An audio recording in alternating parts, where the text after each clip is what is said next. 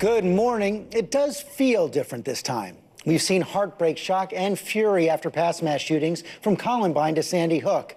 And yes, we've also seen the passions cool, the moments fade. But never before have we seen anything quite like the Never Again movement.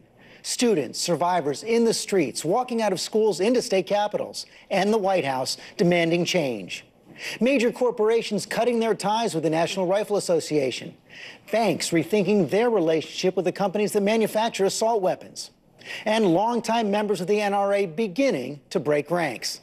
Like Florida Governor Rick Scott, who now wants to raise the age for purchasing firearms, joined last night by President Trump.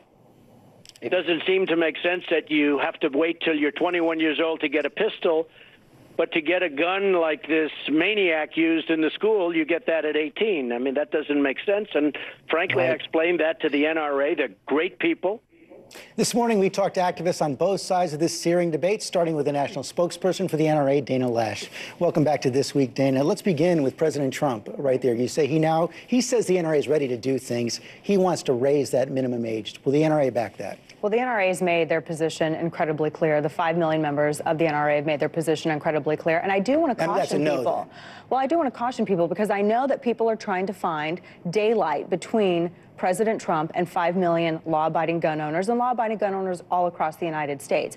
These are just things that he's discussing right now. I think that it's great that as president, he had all of these individuals, all of these constituents come into the White House. He had this listening session. He's really looking for solutions. He wanted to hear what they had to say, and that's what he's doing. So far, nothing's been proposed yet. The NRA has made their position clear. Well, but let me just say the position is you do not want to raise the age. That's what the NRA came out and said. That's correct. The president has also talked about banning these bump stocks. Is the NRA prepared to back that? Well, the NRA already called for, they already made it clear, the ATF needs to do their job, and they need to make sure that their definitions are consistent. The NRA called for this before the president made a statement, before he also asked Attorney General Jeff Sessions. As you know, Dana, the ATF they're on the same page. No, they're actually not on the same page. The ATF says they don't have the authority right now to ban bump stocks. The president has now said he wants those to be banned. Will the NRA back that? The NRA doesn't back any ban. The NRA has asked the ATF to do its job and make sure that these classifications are consistent. How about this call from the president to arm teachers in schools? I think that if a school and if parents and teachers voluntarily choose to be armed, I think that's something that schools are going to have to come up with and determine for themselves. The NRA has had a program, the School Shield program, which people can find online. It has so far assisted 150 schools across the country in coming up with solutions for this, making sure that students and teachers are protected. And as Wayne LaPierre said, as I have said before as well, George, the NRA has tons of resources that are at schools and teachers and parents' disposal on this issue. But I know you want armed security in schools. Do you want teachers to be armed? As you've seen, a lot of teachers all across the country say that's not a job we want. If teachers voluntarily choose to, and if parents would like it, George, my kids go to a school where teachers voluntarily chose to get trained and carry firearms for their protection and the protection of the students. And this is something that, as parents of this school and educators in this community, everyone came together and determined that that was the best thing for that school. This is something that parents and educators are going to have to determine for their schools. But the NRA is clear with School Shield. We have tons of solutions. And if schools, George, if schools determine that maybe perhaps firearms, that's not the way that they want to go, the NRA has solutions for them on that too. Our resources are at their disposal. A lot of people wondering how a shooter like this could get an AR-15. As you know, there have been many calls to ban semi-automatic weapons, including most recently from Republican Congressman Brian Mast of Florida, an Army veteran, lost both his legs in Afghanistan, a longtime NRA member. He says it's time to have a ban. Let's look. I carried an M4 carbine, very similar to an AR-15.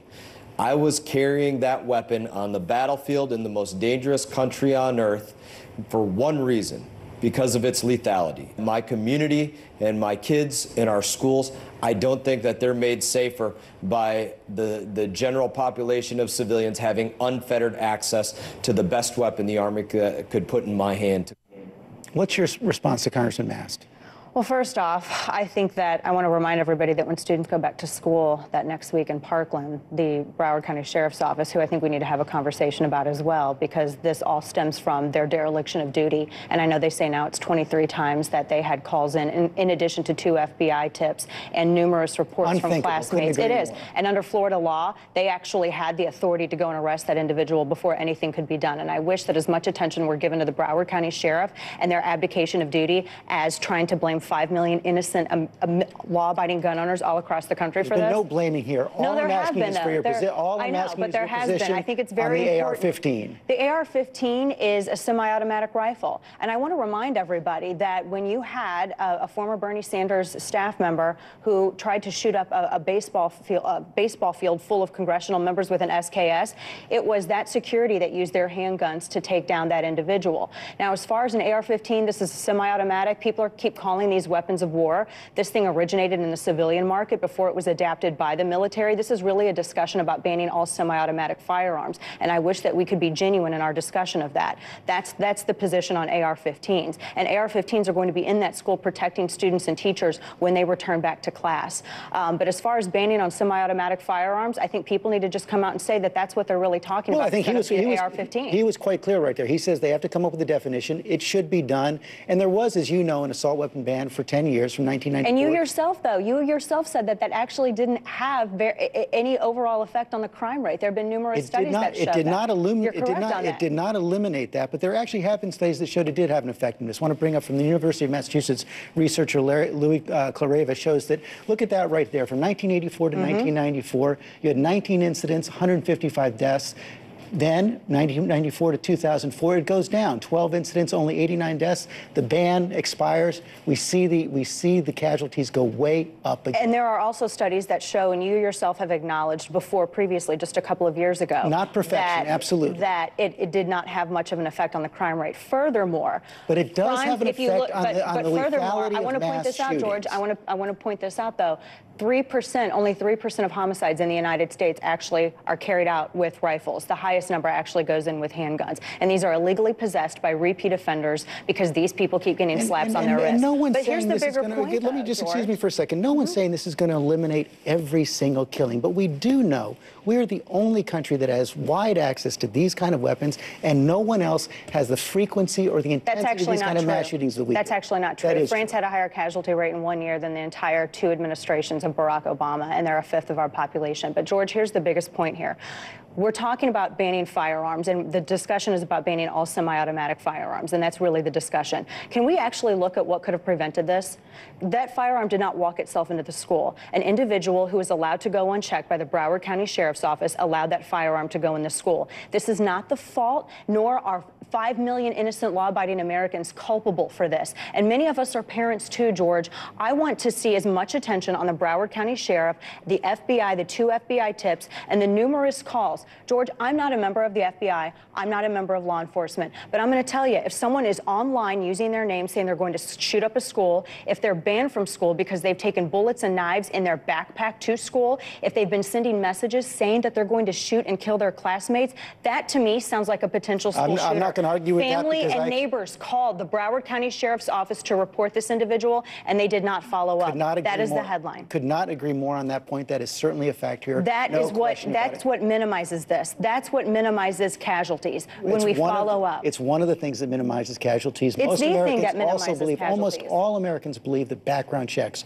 for all gun purchases make a huge difference. Recent poll from Quinnipiac, 97% of Americans support that. The NRA opposes it. You know, we've seen all these NRA members I just cited. Well, and I want to point out the question for that poll, by the way, was, do you support background checks if it prevents, you know, those who are dangerous and terrorists, et cetera, from getting firearms? So you think they just don't work? I think everybody supports background checks, and I want to point out that it was the NRA that created the NICS system. Here's the problem, George. Do you realize that right now, and politicians could change this today, they could change it tomorrow. Did you know that right now 7 million prohibited possessors can can walk into a gun store and legally purchase a firearm. People who have received due process, who through violent criminal behavior are illegally barred from purchasing and carrying firearms, people who have been adjudicated mentally unfit because they're a danger to themselves and others, they can right now go and buy a firearm, because as it stands right now, only 38 states are reporting less than 80% of these convictions to the NICS system. And Dana, That's huge. you know perfectly well the reason states aren't mandated to go through that system is because of a lawsuit the NRA filed. That's actually a grotesque misunderstanding. I'm sorry to say that of Prince versus the United States, that's what you're talking about. That case that you're specifically referring to, George,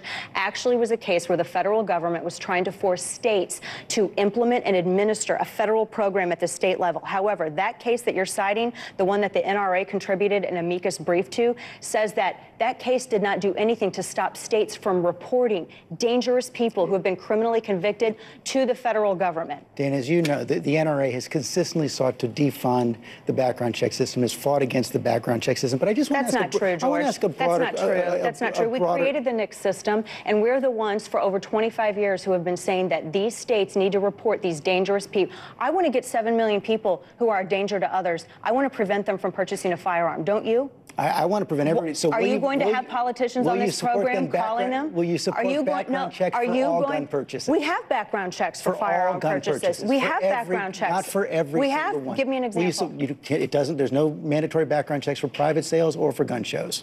Well, most gun shows have background checks. Here's the thing. This is all federally regulated, and the penalties are terrifying and severe.